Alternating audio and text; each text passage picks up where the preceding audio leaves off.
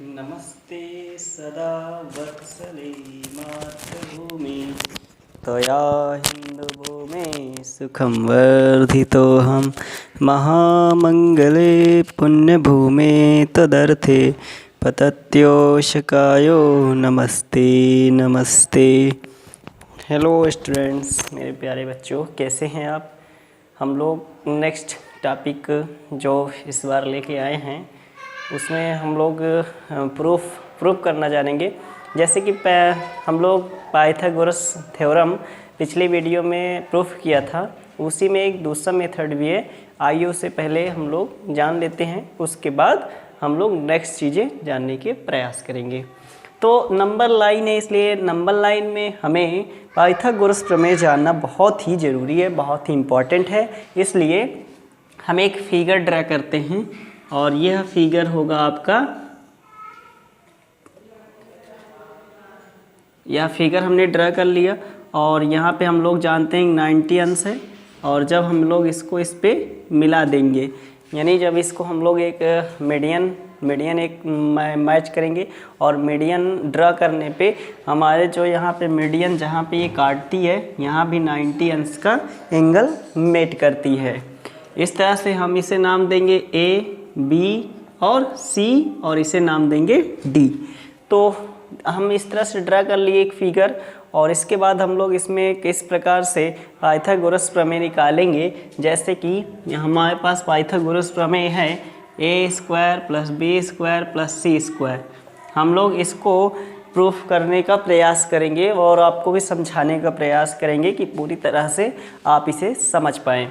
तो आइए वीडियो को देखते रहें और कॉपी पेन ले करके उस पर नोट भी करें। नोट करने से आपके मस्तिष्क पे बैठ जाएगी चीज़ें और फिर भूलने वाली नहीं है। ये आपका हो जाएगा, अभी तो मेरा है, फिर बाद में आपका हो जाएगा और आप इसे बढ़िया बेहतरीन से कर सकते हैं। तो आइए देखते हैं। सबसे पहले हम लोग एंगल ए, बी और सी लेंगे। इसके बाद एंगल बी, डी और बी, ए, बी, डी लेंगे। तो सबसे पहले हम लोग लेते हैं ट्रायंगल ए, बी, सी, यानी हम लोग पूरा ट्रायंगल ले लिए और इसके बाद ये हाफ।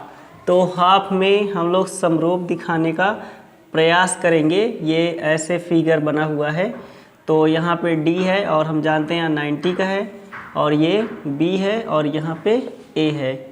इस तरह से ये एंगल हमारा तैयार हो गया। तो ये ट्रायंगल है और दोनों ट्रायंगल के माध्यम से हम लोग पाइथागोरस थ्योरम को प्रूफ करने का प्रयास कर रहे हैं।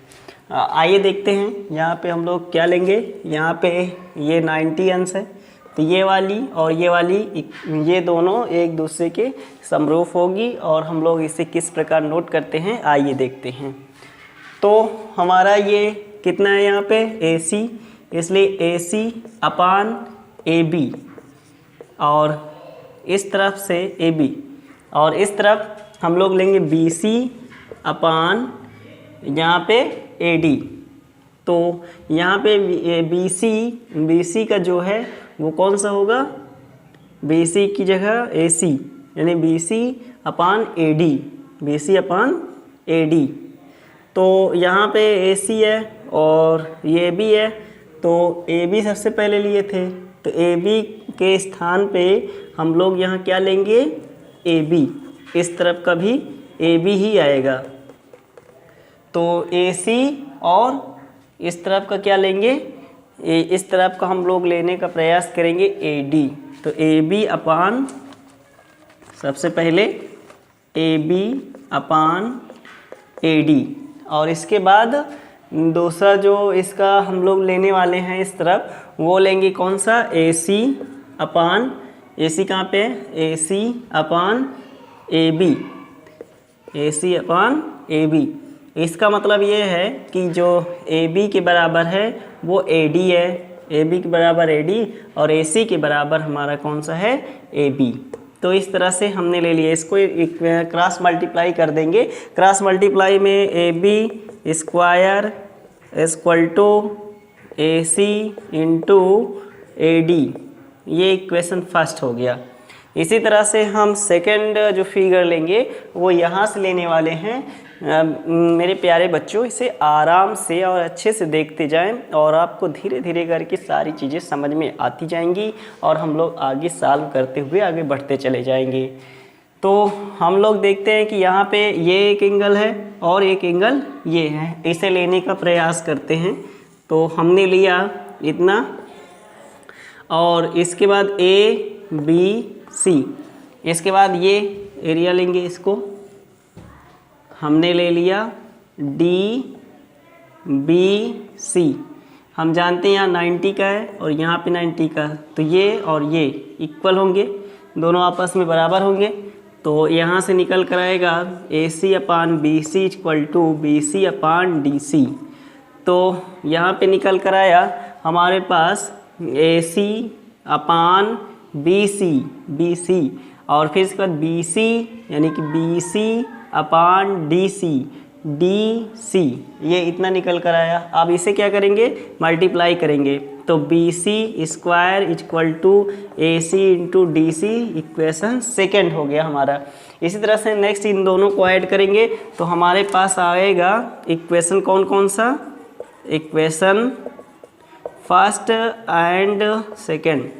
तो फर्स्ट और सेकेंड, फर्स्ट क्या है, AB² plus BC² AC into AD plus AC into DC, ये हमारे पास एक टोटल हमने ऐड कर दिया। और यहाँ पे हम देख रहे हैं कि ये दोनों मैच करता है, इसलिए जो मैच करेगा उसे क्या करेंगे हम लोग, यहाँ पे LCM ले लेंगे। तो AD और DC यहाँ बच गया। हम जानते हैं AD और DC, AD प्लस DC यानी कितना हो गया टोटल पूरा AC। तो हम लोग यहाँ पे क्या रख सकते हैं, AC, इसलिए यहाँ पे क्या आ जाएगा AC इंटू AC।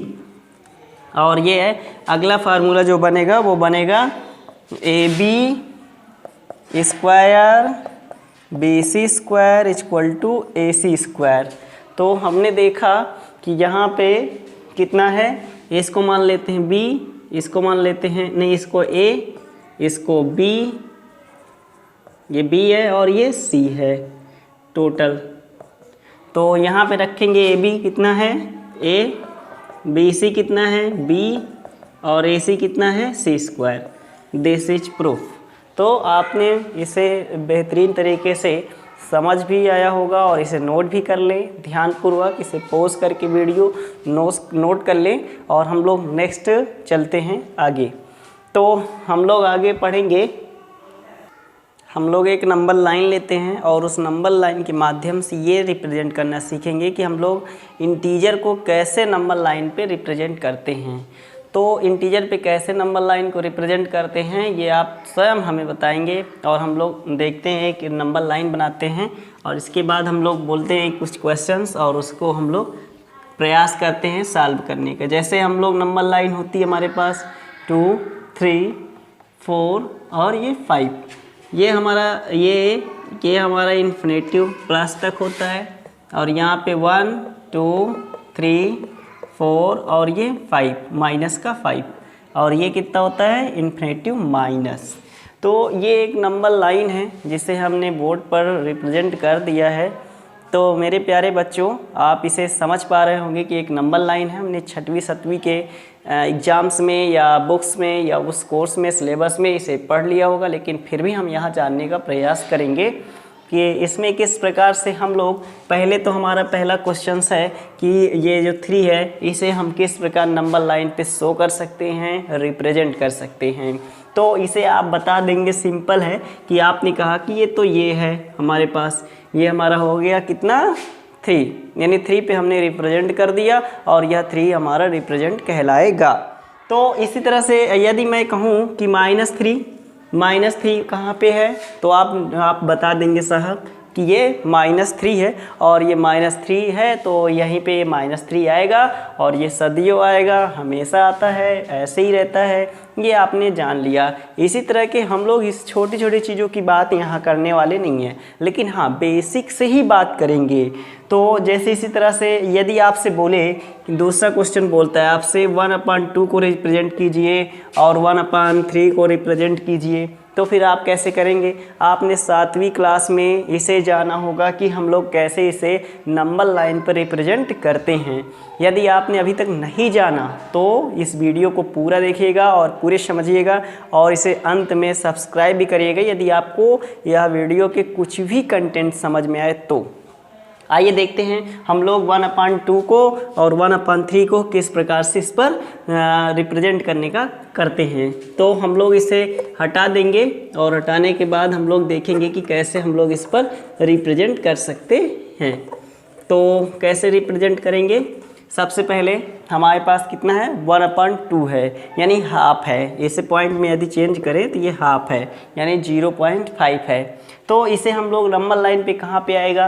तो ये इसका मतलब ये है कि 0 से लेके 1 पार्ट को, 0 से लेके 1 यानी इस वाले पार्ट को और यहाँ तक के पार्ट को 2 पार्ट में बांटिए और उसके बाद उसमें 1/2। तो मैं यहाँ अलग बना लेता हूँ यहाँ पे, तो यहाँ पे है, तो ये है यहाँ पे 0 और यहाँ पे 1। हम इसको 2 बराबर भागों में बांटते हैं, तो ये हो गया 2 पार्ट। तो यहाँ पे हमारा क्या आएगा? 1/2। इस तरह से हम लोग इस नंबर लाइन पे यहाँ पे दर्शा देंगे कि यहाँ पे 1/2 होगा।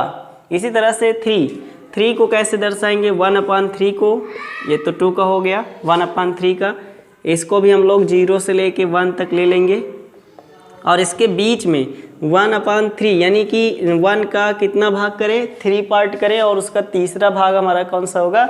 वो पहला भाग जो होगा वो 3 होगा।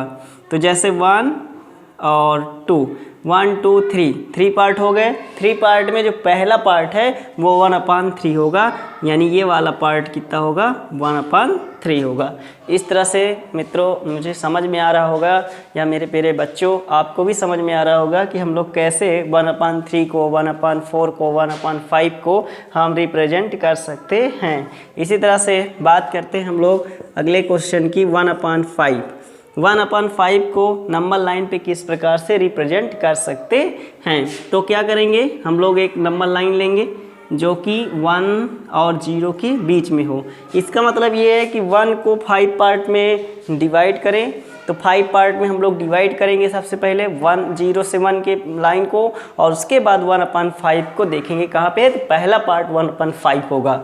तो 1 2 3 4, 1 2 3 4 5, ये 5 पार्ट हो गए और 5 पार्ट में 1/5 है, इसलिए पहला पार्ट जो होगा वह 1/5 होगा।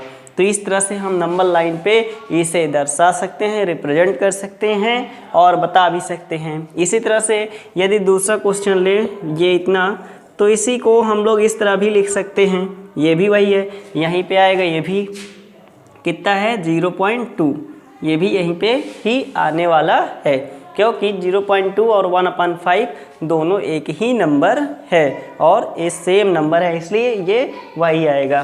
तो हम लोग नेक्स्ट क्वेश्चन की ओर चलते हैं। जैसे कि 4 नंबर हमारे पास है। 4 नंबर क्वेश्चन है हमारे पास। क्या दिया हुआ है 4 नंबर में? 3/, हमारे पास 4 है। तो 3/4 को कैसे हम लोग नंबर लाइन पे रिप्रेजेंट करेंगे? तो देखते हैं 3/4। इसका मतलब ये है कि 1 पार्ट के 3/4 पार्ट को, यानी 1 पार्ट को टोटल 4 डिवाइड मतलब 4 में बांटना है और उसके बाद 3 वाले पार्ट को बताना है। तो हम लोग क्या करें? यहाँ पे 0 और यहाँ पे 1, हम लोग इसको 4 पार्ट में बांटते हैं। 1 2 3 4, 1 2 3 4 इक्वल पार्ट में हमने इसको डिवाइड कर दिया और उसमें से 3/4 पार्ट बताना है। तो 1 2 3 यानी ये वाला पार्ट हमारा होगा 3/4।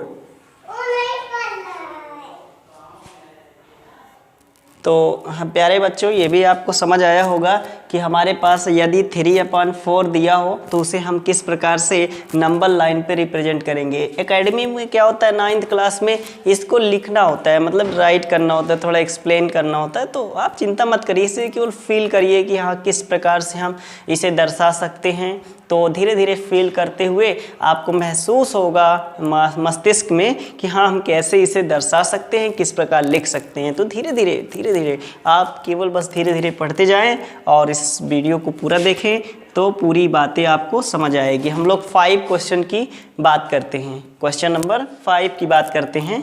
5 में क्या है, हम लोग लेते हैं 5 में दूसरे टाइप का, थोड़ा जैसे 12 कितना होगा 7, तो 12/7 यानी कि 17 है। तो 12/17 है, हम लोग इसे किस प्रकार से रिप्रेजेंट कर सकते हैं।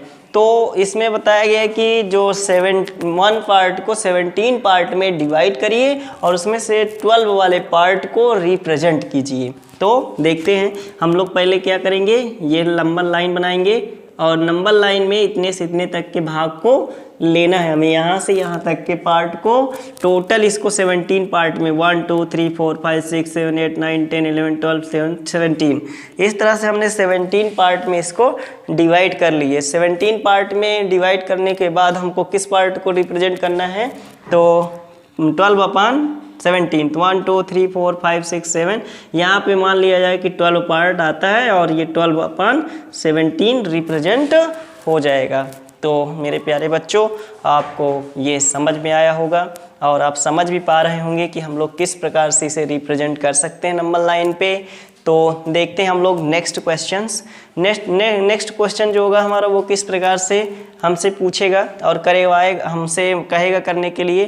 तो जैसे हम लोग ले लेते हैं, एक क्वेश्चन है 1 होल नंबर 2/7 1 होल नंबर 12/7। तो या तो हम लोग ले लेंगे कितना 5/7। तो ये हो गया हमारे पास इतना, तो इसको हम लोग इतना कर लेते हैं। तो ये कितना होगा, इसको हम लोग लिख सकते हैं 1 सही तो 5/7। क्या हम इसे इतना रिप्रेजेंट कर सकते हैं? यदि हाँ तो आप कमेंट बॉक्स में ज़रूर इसे बताइए, ज़रूर बताइए, जहाँ भी देख रहे हों, जैसे भी देख रहे हों, समझ में आ रहा हो तो इसे बताएं। तो यहाँ पे 1 है, हम इसको एक तरह और लिख सकते हैं 1 + 5/7। तो इससे हमें आसानी होगी रिप्रेजेंट करने में नंबर लाइन पे। 1 तो हमें लेना ही है, पर 1 से ज़्यादा 5/7 को भी रिप्रेजेंट करना है नंबर लाइन पे। तो कैसे करेंगे, आइए हम लोग इसको देखते हैं। एक नंबर लाइन होगी और वह नंबर लाइन 2 भागों में बटी होगी। तो हमारे पास यहाँ पे 0 1 2 3 ये नंबर लाइन का है, इसी में से हमने ले लिए यहाँ से यहाँ तक नंबर लाइन ले लिए। और इसके बाद हम लोग दर्शाना क्या है, हमें रिप्रेजेंट करना है 1 + 5/7 को रिप्रेजेंट करना है। तो 1 तो यहाँ से यहाँ तक हो ही गया।